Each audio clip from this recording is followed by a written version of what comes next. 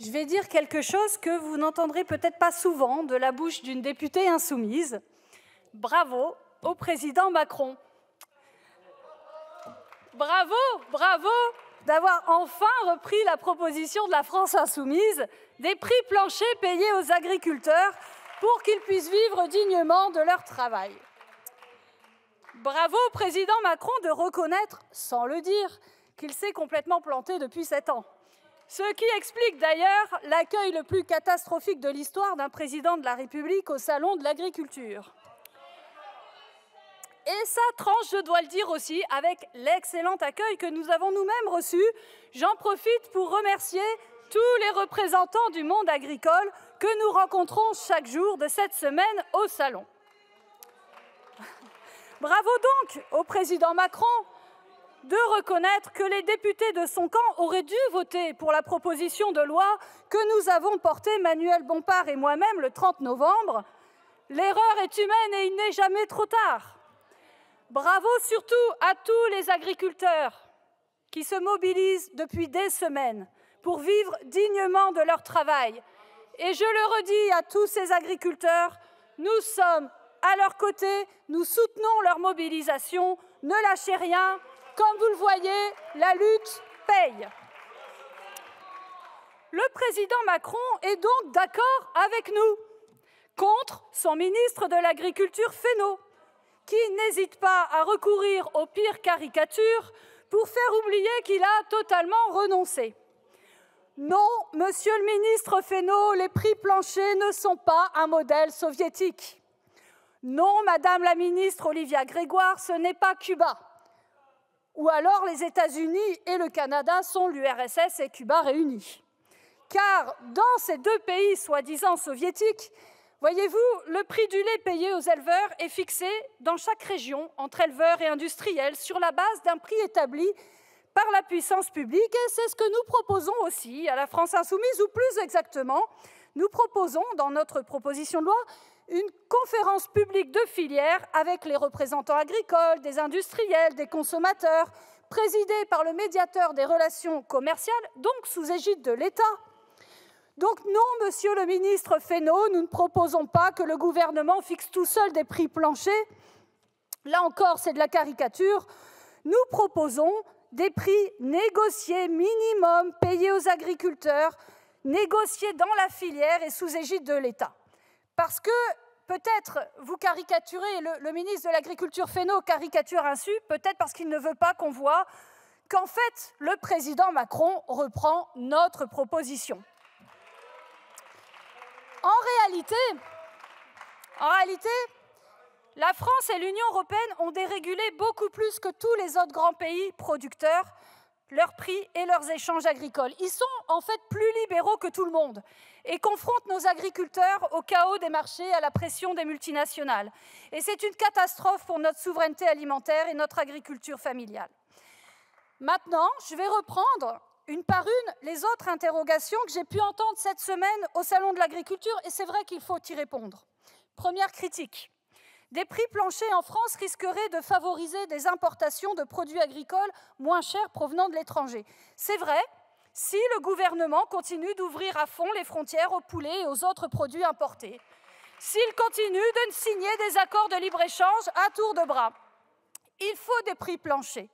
Et pour ça, il faut aussi des protections aux frontières contre la concurrence internationale.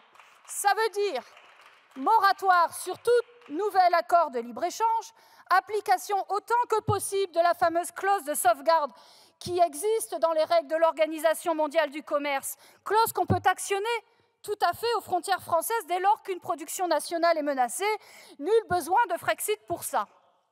Il faut aussi que l'État amène toutes les cantines d'ici quelques années à s'approvisionner essentiellement, à hauteur d'au moins 80% de produits locaux, et enfin, instaurer un chèque alimentaire qui favorise les produits locaux.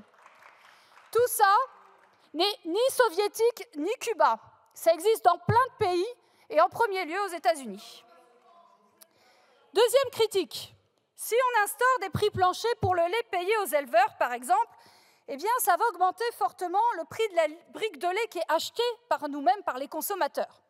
Là aussi, c'est vrai, sauf si on plafonne les marges des multinationales de la transformation et de la distribution à l'égard de Lactalis, qui ont très fortement augmenté ces dernières années. C'est pourquoi ça fait partie de la proposition de loi qui a été déposée par la France insoumise.